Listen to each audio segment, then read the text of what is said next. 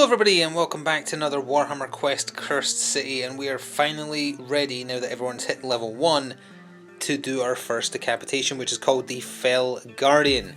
However, much like Blackstone Fortress, where when you did one of the strongholds you had to randomise a path down, a mixture of combats and challenges, in Cursed City you have to do a deliverance mission to get to the decapitation mission, which I assume is busy work to make sure it's either actually night or very close to night by the time you get to the actual stronghold to make the stronghold harder. So we have to do that, which is the one where the Suffocating Gravetide is chasing us through a randomised draw of cards from this deck, which we'll do in a second.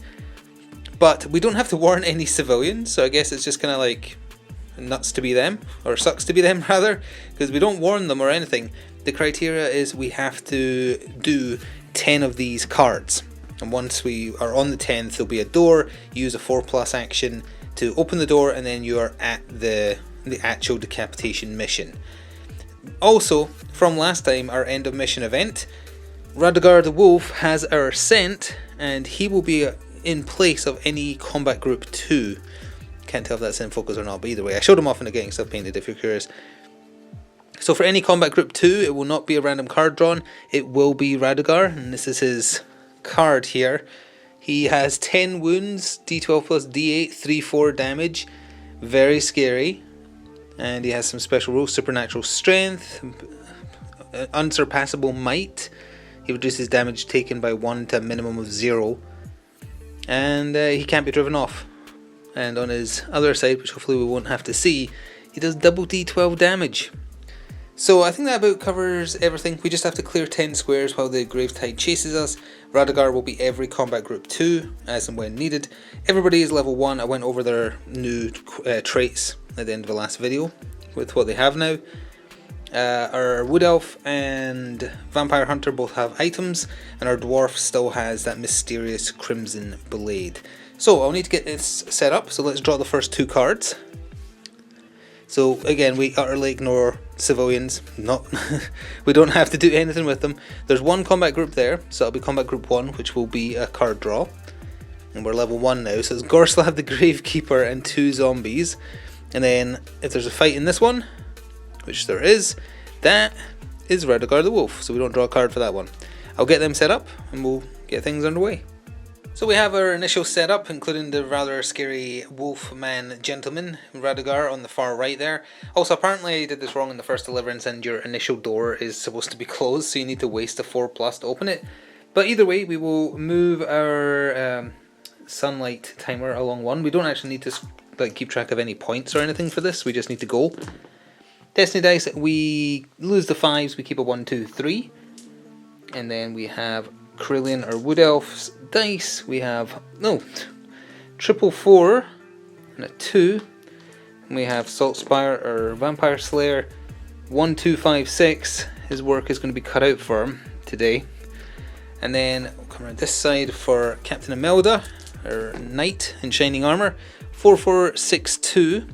And then finally Barden or Dwarf, 1, 4, 3, 6. Now I actually forgot to say in the intro, but much like we did for Blackstone Fortress, the trip to the crypt for the Fell Guardian is going to be all that's in this video. Then we'll do a separate video for the actual fight itself against the Vaskier, just so we're not rushing things, because by the time we get through deliverance it might take like an hour. So, you know. Anywho, initiative cards. There's only going to be 2 enemy combat groups, so the other ones will be taken out, but that's Imelda going first. Combat group 3, we just remove that for now. Combat group 2, so that is Radagar the Wolf. That is Carillion or Wood Elf. That is our Vampire Slayer, Saltspire. There's combat group 1, so that is our 2 zombies plus the Gravekeeper. That's our Dwarf. And then obviously finally is the 4 combat group, which is not present. So, Imelda's going first. Thankfully she has a 4, because she's immediately going to have to spend that to open the door to... Oh, she's technically not adjacent, but I'm not going to say she loses a turn, because that's stupid.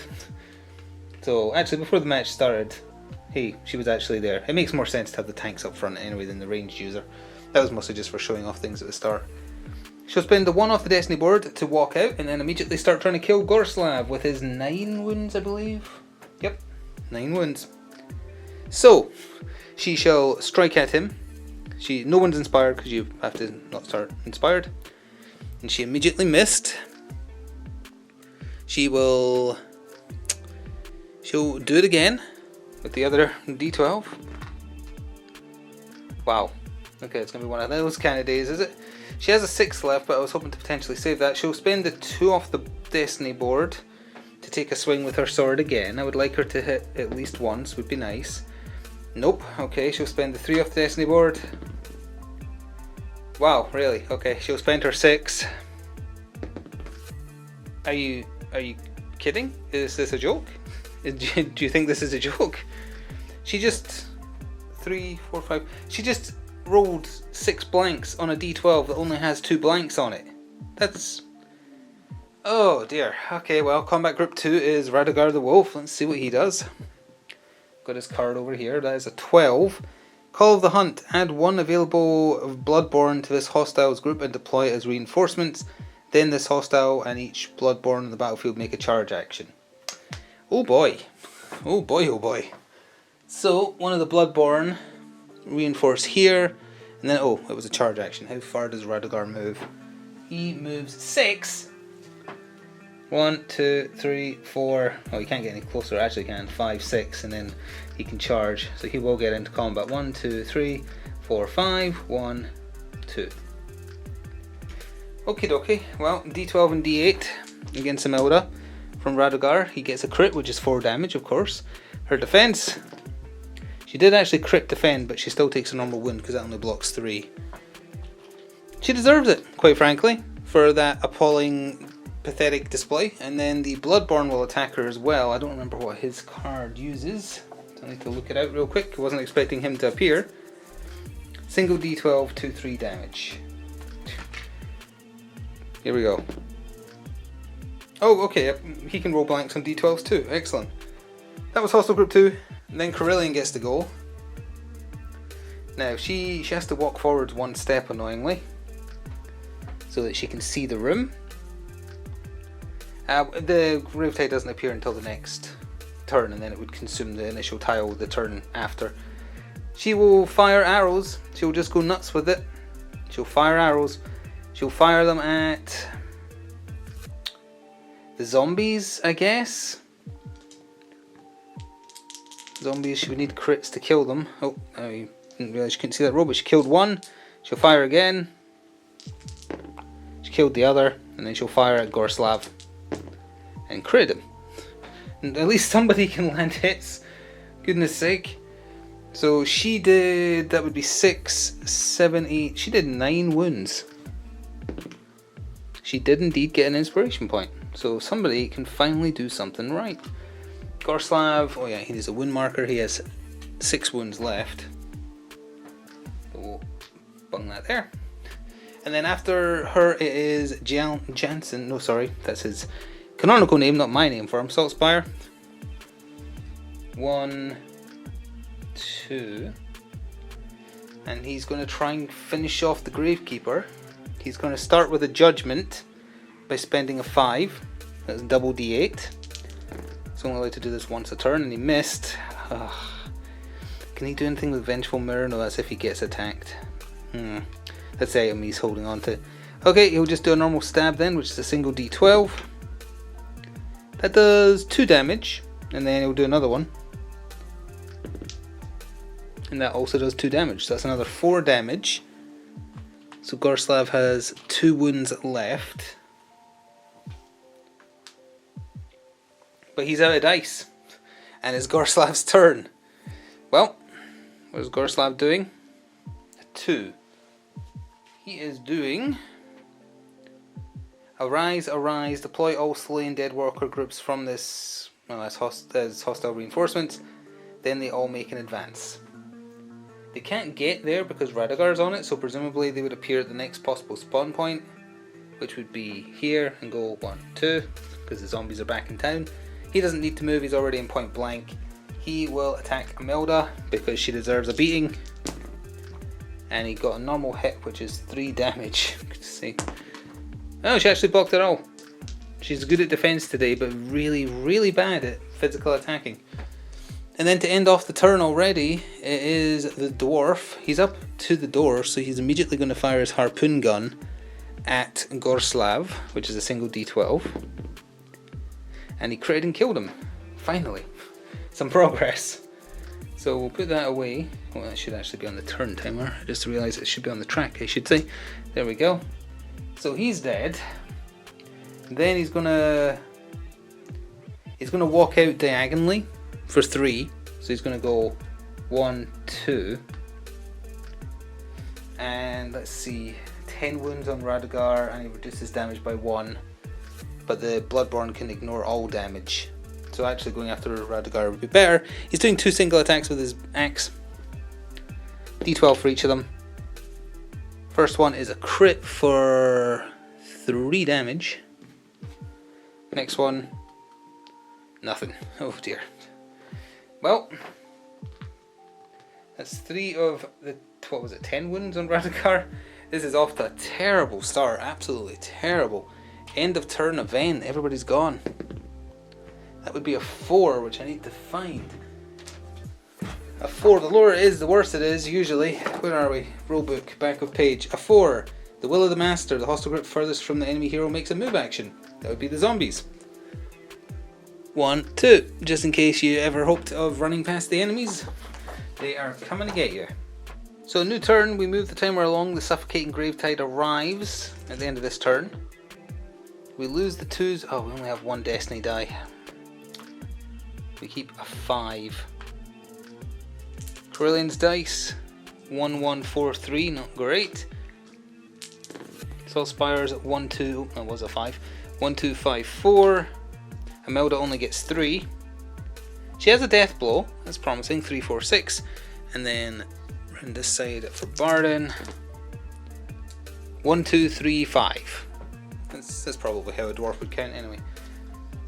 Now we do kind of want, if someone has to take a hit, we want it to be the dwarf because he has Indomitable now, so he can heal at the start of every turn. Turn order! Imelda going first again. Please don't embarrass yourself twice in a row. Then we have our Vampire Hunter, Hostile Group 2, so that's Radagar. Hopefully we'll kill him before that happens. Corellian, who needs to get off that tile or she's going to take damage at the end of the turn.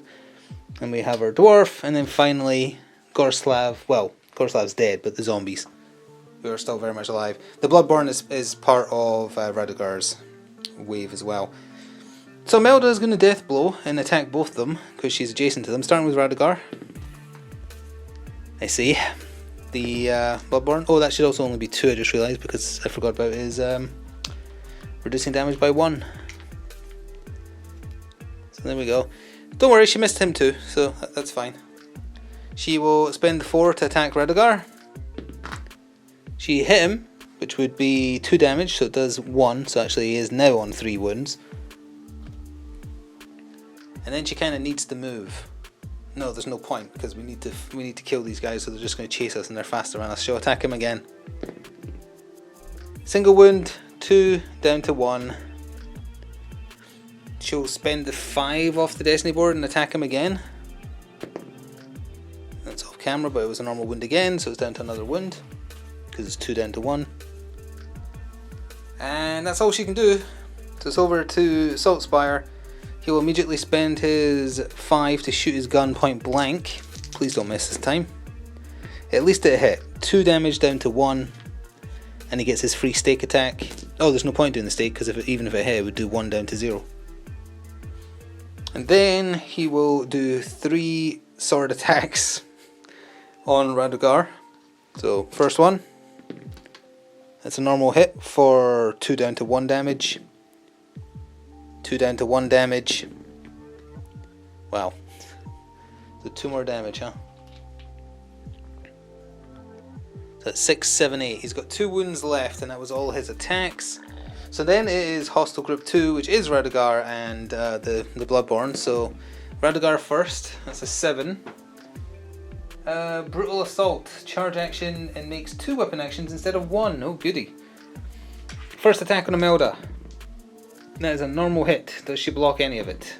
No, she does not. A normal hit from him does 3. So the wound she has becomes Grievous, she gets another wound, and then it becomes Grievous. And then his other attack, that would be a crit. Does she block any of it? She blocks 3 of it, but he still does 1 damage. So she takes another normal wound. And then the Bloodborne, let's see what he's going to do. A 7. Oh, where's his card?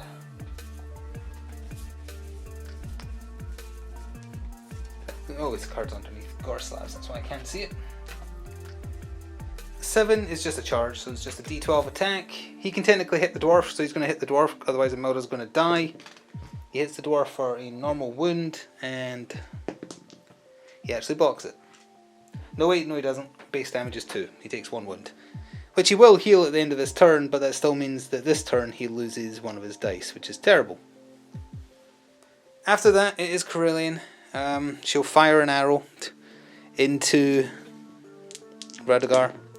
She got the crit, so that would be 3. It goes down to 2, so we'll just turn that. That's 10. He did have 10, right? He had 10. He's defeated, but he'll come back as soon as there's another hostile group too. Oh, I haven't been rolling inspiration rolls. Who did most of the damage? Saltspire did some. I forget how many. It was definitely more than 3, so he got an inspiration point.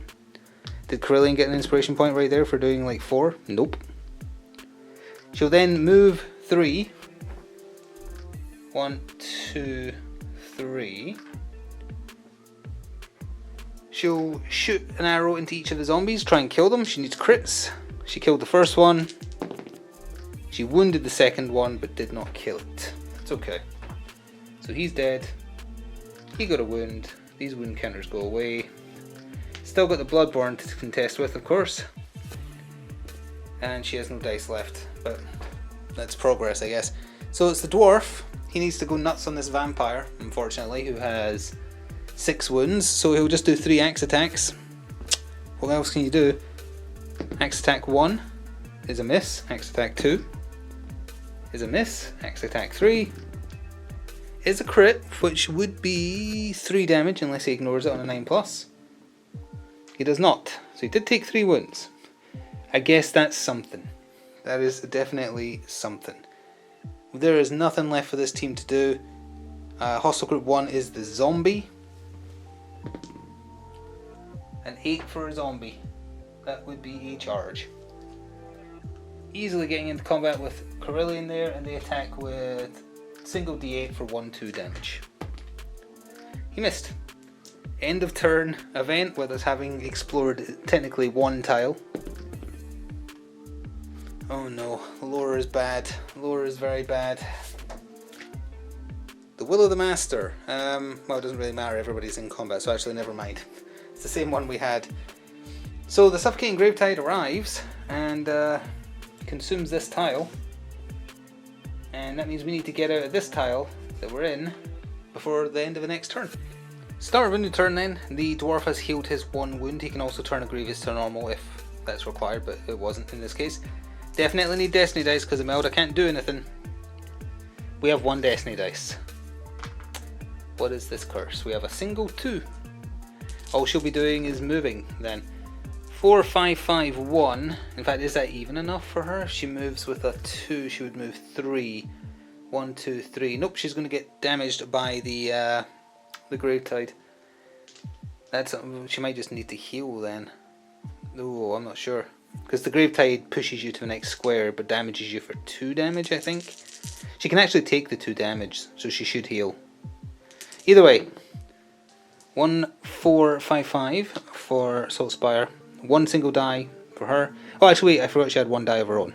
So actually, she could get out as long as there's no enemies in the way. And then 4 for the dwarf. Wow! It's 3 6s. Right when the tough guys are already dead. Thanks for that. I forgot the base damage of his axe was actually +1, so he's a 3/3. I don't think that mattered because I think he got crits. Either way, turn order then. Saltspire going first. The dwarf going second, Barden. Oh, okay. We're getting good draws at least. Oh, we're getting excellent draws, in fact.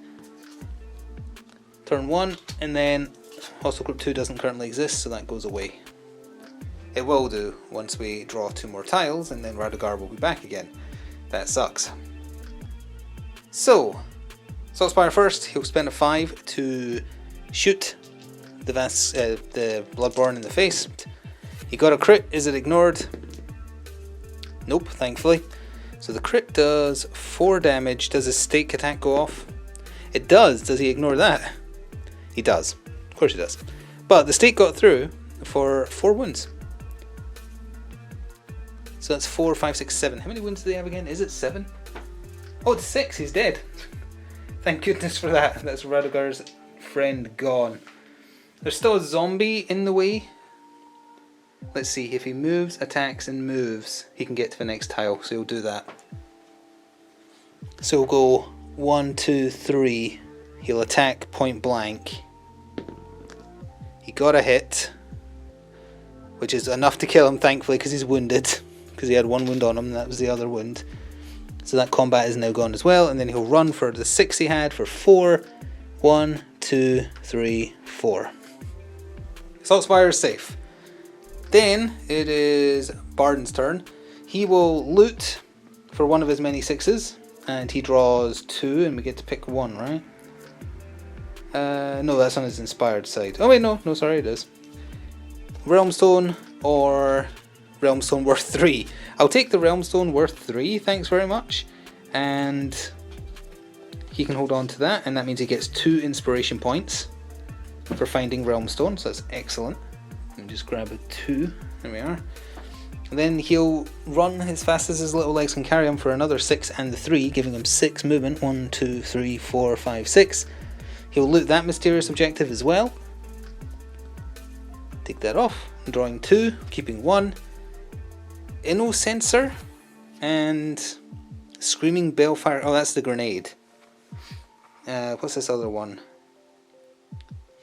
A hero with this treasure card can use it at any time during their activation if they haven't done any weapon actions.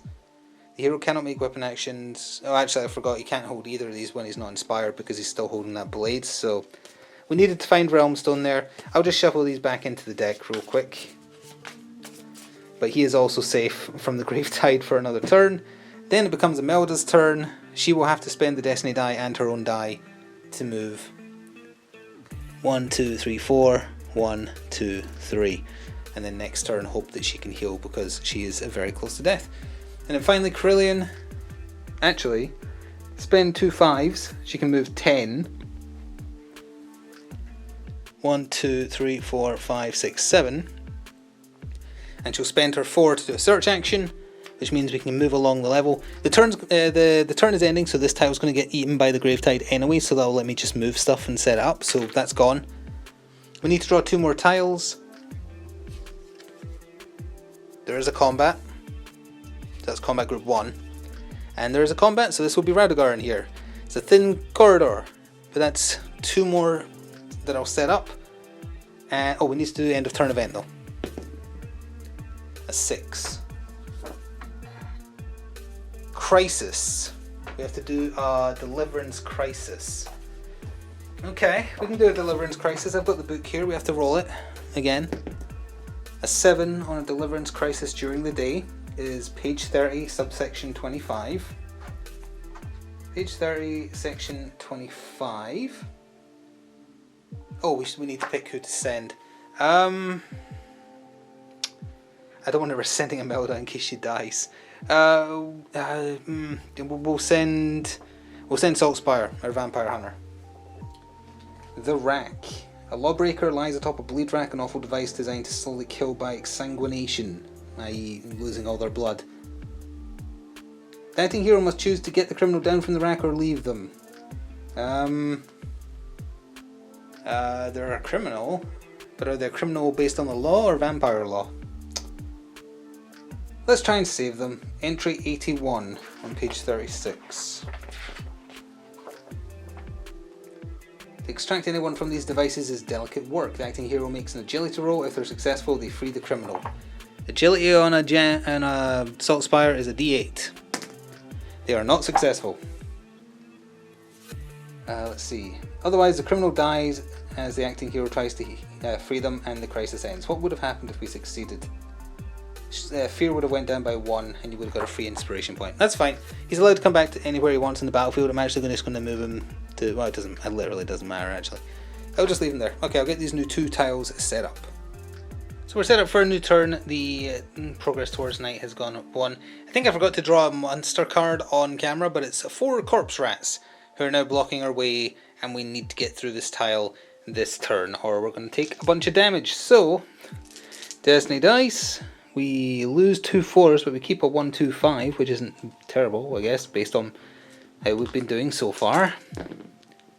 Carillion gets a 1 3 3 5. Saltspire gets a 1 2 3 6. Imelda's single die, because she desperately needs to heal, is a 6, so that's a death blow. That could actually be really useful. And then our dwarf, 5 5 6 3, very nice. And then once we get those down, turn order. It's the dwarf going first. Send in the dwarf, and then it is Imelda, so she will get a chance to death blow potentially if she doesn't heal. There's Hostile Group 2, which is Radagar the Wolf. Carillion, and then Hostile Group 1 last, which is the rats. Honestly, that is perfect. Now, how much HP do the rats have again? I forgot to get their card ready. Where are we? Corpse rats. They have 3 wounds. Except the big rat who has 4 wounds. Of course. Because he's the big rat who makes all the rules. Barden will spend his 3 to move in. 1, 2. Now this is actually a big rat. Did I include 2 big rats? I did. Those are both big rats, those are small rats. Well, he's got 3 axe attacks, so he might as well start axing them questions. I messed up my own pun. He hit for 3 damage, which is not enough to kill the big rat who makes all the rules, so next attack. That does though. Goodbye. And then one more attack he had. Rolled it off camera, but it was a crit, and that's 4 damage. So that was 8 wounds he just did in his turn, just like that. And he got an inspiration point, which actually means he is inspiring, because he already had 2 from looting. So I'm flipping his card over. 1 second, please. So now his weapon enhancement for +1 base damage means that he wants to not get crits on his axe attacks, because he's now 4-3. So crits will actually do less, as stupid as that sounds. Now, Imelda. She could technically move in, death blow, and then heal, but Radagar would attack her. Actually no, because Saltspire could move in. She needs to move. She would spend a 5 to move 4. 1, 2, 3, 4. Yeah, we're going to do that. She'll spend the 5 off the Destiny board and then her 6 to death blow. So 1, 2, 3, 4. Death blow. First rat who makes all the rolls. No, they don't make the rolls. They're normal. 2 damage, not enough to kill it. Other rat, 2 damage, not enough to kill it. They have 1 wound left each. Imelda has failed me. She'll spend the other 2 Destiny dice to do 2 vitality rolls, which for her is D8s. And they're both blank. She wants to die. She does not want to live on this mortal plane anymore.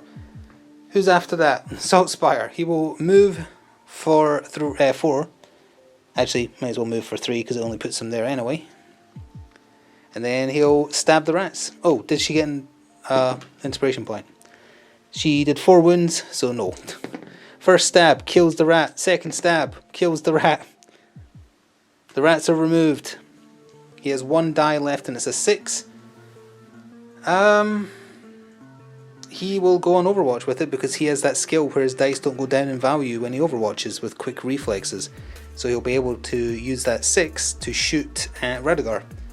So he'll wait. Hostile Group 2 is Radagar, speaking of which. A 10, I need to come around here and read his card. Call of the Hunt, I don't believe it. It's summoning a Bloodborne again. We'll summon a different one. And then 1, 2, 3, 4. Well, they're both going to get in because they're 6 and 5 movement. Regardless, getting into base to base, it will trigger the Overwatch. So we'll fire our stake at... Oh, I just realised I was rolling for a stake gun and not close combat against those rats. I was rolling the wrong dice. Oops, oh well. He critted Radagar. It goes down to a 3, but it's still pretty good. So that'll be 3 wounds to him. Don't need to do the free stake because he can just ignore the 1 damage. We didn't have anyone else on Overwatch, so he attacks. He is going to attack Saltspire. He crits him. Saltspire's defense is a d8. He did defend it down. His crit is a 4, so he still takes 1 wound. Unfortunately, just because of the nature of it. And then the Bloodborne will, again, I've forgotten what they roll for attack. Oh no, it was a d12, wasn't it? He'll attack Imelda, because she deserves it. Normal wound on Imelda. She actually blocked it. No, wait, no, she probably doesn't, because I bet his base damage is 2. Where are we? His base damage is 2, so she now has no dice of her own, but she is alive. If she takes another wound, she's dead. Actually, no, that's not true, sorry. No, it is not, because she had a normal wound. That flips over, so she'll still have 1 die. And then, Carillion, she moves into the square, and she starts shooting arrows. She'll move in here, and then she'll shoot 3 arrows at Radogar. Nothing. Nothing. Wow. I don't think I like this game anymore. Alright, end of turn event. A 1. Great. Destiny denied. No destiny dice. Well, Imelda's basically dead then. Okay. A new turn. The suffocating Gravetide is nipping at our heels, and we have a lot of wind between us and being able to move, which basically means we're not going to be able to. We lose 2 1s, but we keep a 3, 5, and a 6. So that's pretty good. Carillion gets a, oh wow, 4, 6, 6, 6 again. 3 dice for Saltspire. 2, 3, 5. Imelda. Oops, I just knocked that. That was a 5. 2, 3, 5. 1 die for Imelda, which is a 2. And then 4. I just realised actually what Saltspire should have done was use his Vengeful Mirror finally when he took that attack. So let me just read it again real quick. The hero with this treasure can immediately use it after suffering 1 point of damage from an adjacent hostile weapon action. Pick a hostile adjacent to this hero. That hostile suffers 1 damage and the hero does not suffer that 1 damage. He'll discard that card to do that, so he isn't actually wounded. And he'll deal 1 wound to the Bloodborne because Radogar would just ignore it. So his other die was a 1. Of course it was. And he is going first.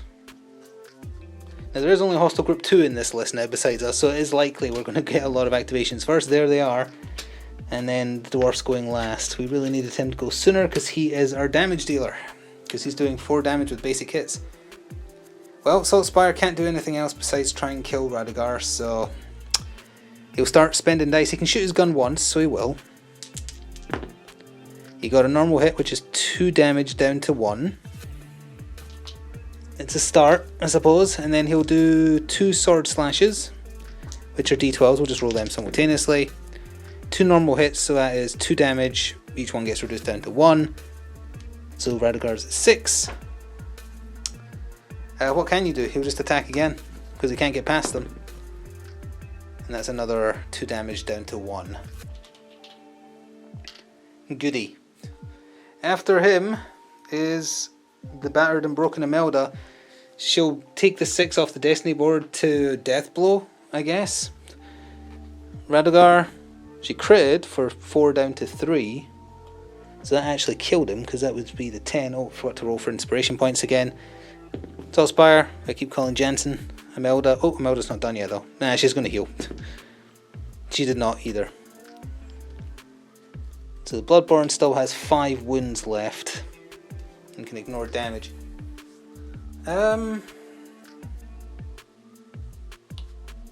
She'll spend her 2 to do a Vit roll and get nothing. Do you want to die? She'll spend the 2 destiny dice to get off the table. She'll have to, like, she can only move 1 and then stop because she's adjacent, and then she'll move 1 again. Although I believe you're not counting as adjacent. No, you probably do count as adjacent, so I don't think she can move again. That's just to make sure that she doesn't die. And then who's next? Carillion. Well, she's got a lot of 6s, so she might as well just start blasting. 3 shots at the very least into the Bloodborne. First one is 3 damage. Does it go through? Yes. Second one. 3 damage. Does it go through? Yes, because it's 9+. She killed it.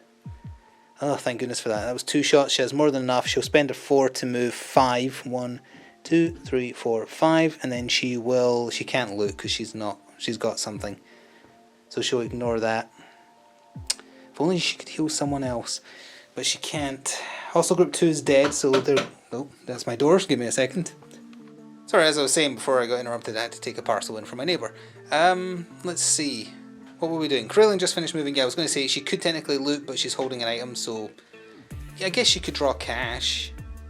She's not doing it. Yes, sure, why not? Why not? She'll search the mysterious objective. Does she get cash? It's a crisis. Resolve 1 crisis from the quest book. I mean, this is just absolutely just a nightmare. Okay, well, crisis. The crisis is crisis 11, page 31, section 29. 31:29. Carriage of the Damned. The black coach screams down the street nearby, seeking sites of slaughter so that the remains of creatures inside can feed upon the energies of death. The acting hero must choose to confront the coach, lead it on a chase, or ignore it. How agile is she? She's super agile. I'm going to lead it on a chase. Entry 59, page 34. It is impossible to outpace a flying carriage. Excuse me, she's a very quick elf, I disagree. Who would even try? The only hope is to sprint around tight corners where the coach's driver might lose sight of you. Make 3 agility rolls, re-roll failed agility rolls if you're an executioner. She is. If all 3 rolls are successful... Okay, well, let's see then. First roll. Nope, with a re-roll. Nope. Alright, good job, Carillion. Otherwise, the hero suffers 1 damage as the coach passes through the battlefield. Whatever. Carillion took 1 damage, and then she comes back as close to a hero as possible, so she's actually taken a step back, which is basically how the thing's been going so far. So, you know, there is no Hostile Group 2, so it's straight to Barden. He will get out of dodge, just get off the square. I should have saved it for Barden. Oh well. 1, 2, 3, 1, 2, 3, 1. He can't even search it this turn, he's going to have to search it next turn. Actually, no, hang on, how many dice did I spend? No, if he spends a 2 instead of his 4, that would leave him with his 4, so he actually will search it. Because why not? So we'll get 2 more tiles. That's the first tile. That's the second tile. Radagar's on the second tile, but the first combat group is a Bloodborne. Of course it is, of course it is. So we have those new tiles set up. Radagar is back again, and the Variko's Bloodborne. Now, totally forgot to mention, but when that tile got destroyed, Jansen, oh, by which I mean Saltspire, was still in the square, so he gets pushed and takes 2 damage, so he's got a grievous wound now. It's going really well, in case you aren't aware. So, Destiny Dice for the turn. We lose 3 6s, because of course we do. Oh, actually, didn't I roll Destiny Dice on a turn where I wasn't supposed to have any? Oh, I did. Alright, we'll just say we have none this turn then, because I totally forgot. I remembered, just not when it was relevant. Dice for Carillion, you can't see the 6, but she got a 2, 4, 6, because she is also wounded. Saltspire's dice, 4, 4, 6. Single Imelda dice is a 4, and then the one person who could be getting wounded once every turn is not getting wounded. 2, 3, 5, 6 for the dwarf. So just sort the cards there. Okay, initiative order then. Hostile Group 2, which is Radagar. Hostile Group 1, which is the Bloodborne. And he could summon another one. This is terrible. We have Carillion going first. We have Saltspire after that. We have Imelda, and then finally Barden again. The one person I need up front keeps on going last each turn. Okie dokie. Well, so Hostile Group 2, Radagar the Wolf. Is that summon another one again? Oh, I want to swear so badly. I really want to swear so badly. There isn't actually any summon gates here, so I'm not sure you're supposed to just pop them next to him, but there's no summon gates anywhere. So whatever, I guess. 1, 2, 3, 4, 5, 6, he'll attack the dwarf. 1, 2, 3, 4, 5, he can't get close enough. But Radagar can, and he will finally hit the dwarf, and he will hit him for a normal wound, which he blocked. What's the normal damage on Radagar again? 3, so he blocked 1, so he actually takes a grievous. Because he takes a wound and then it becomes a grievous. So he'll lose a die until the start of his next turn. Oh boy, he's blocking the door and I need to get out this turn or they're all going to take 2 damage. This is fun. Hostile Group 1, the actual Bloodborne that's separate. Well, either it doesn't really matter what he gets because he can't get past Radagar, so he'll just be up to the tile, I guess. Corellian will go, and she'll spend the 4 to move, and then fire 2 arrows. Because what else can she do? 1, 2, 3, and then 2 arrows into Radagar. Nothing. Nothing. We're going to lose. We are actually going to lose the entire team. Because of what feels like utterly unfair circumstance. There's no Destiny Dice, so she can't do anything else. Salt Spire, he'll move and shoot, and then attack once. Because he only has 3 dice. 1, 2, 3. Never mind, he actually can't, I think, because you have to be adjacent to see the next tile, so he can't. Yeah, I don't think he'll do 2 Vit rolls then, because he can't do anything else, which he rolls d6s for. He did actually get rid of his Grievous, so there is that, I suppose. And then, who's after him? Imelda. She'll spend her 1 die to Vit roll because she's going to get hit anyway because there's no escaping this tile. She did not heal, so she's going... Oh no, she won't be out of action, but she won't have any of her own dice. And then finally Barden. He will take 3 sword swings at Radagar. He's double d12. That's a crit. I'm just going to roll all 3 and then work it from there. Crit, normal hit, nothing. So the crit goes down to 2. The normal damage goes down to 3. Okay. Now, I'm actually not sure what happens if there's enemies blocking the door when you get shoved. I guess you just get shoved and they get shoved. I'm not sure. Let's read this. They're on the space with the grave tile, they suffer 2 damage. If no spaces are available, the hero is buried. Oh wait, no, or if they are buried. When they would be removed, the hero is taken out of action. Any remaining models on that board tile are removed. So I think all of them just died? Is that what that means? Is that what happened? Because we're at the end of the turn. Let's see here. Any hostiles on the board tile that gets eaten by the grave tide are slain, yeah. Any heroes on that board tile are placed on the nearest empty tile on an adjacent board. Okay, so they would get moved to the nearest adjacent tile. Sorry, the nearest empty space on an adjacent tile, and then suffer 2 damage. Okay, so they're not technically dead, but they might as well be with how damaged they're going to be, because they all take 2 damage. So Corellian's wound goes to a crit, and then she takes a normal one. And then Saltspire takes a normal one, goes to a crit.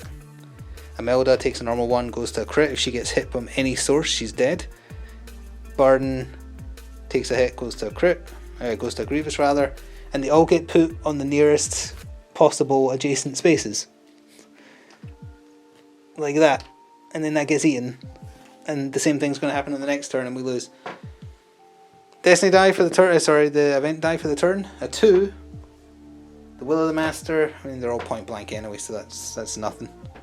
So we are technically at the top of a new turn, but as I say, there's basically no way for the team to survive with how wounded they are. We will get Destiny Dice, I suppose. Let me just see how many Destiny Dice we get to play with, but we would have a 5 and a 3. Not exactly enough. Radagar's still got, 4, 5. He's got 5 wounds. Each of the Bloodborne have 6 wounds and they can ignore damage on a 9+. It's not just a case of doing that many wounds to them, they would also have to have enough movement to get off the tile or take 2 damage. So I think this mission is a wash. I think I literally cannot win even if I did get down to the actual decapitation. Which sucks. This has been an utterly unpleasant experience. This is the worst time I've had with Cursed City.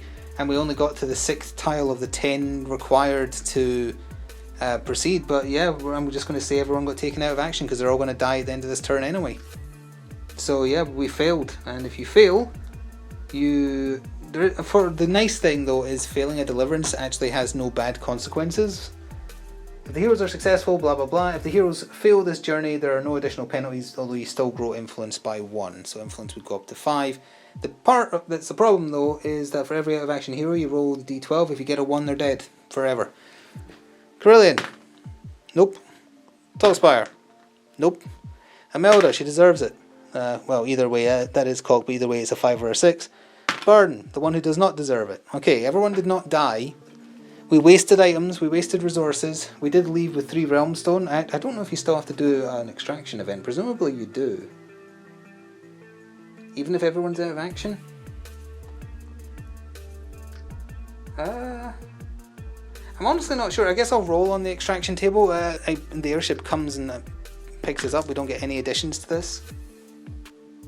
Scrounge up some spare resources on admin. Lower the cost of the first empowerment purchased by 1. Well, as I say, we do have 3 realm stone. So let me just see what we can buy, and we'll have to tackle this again next time. That was... oof.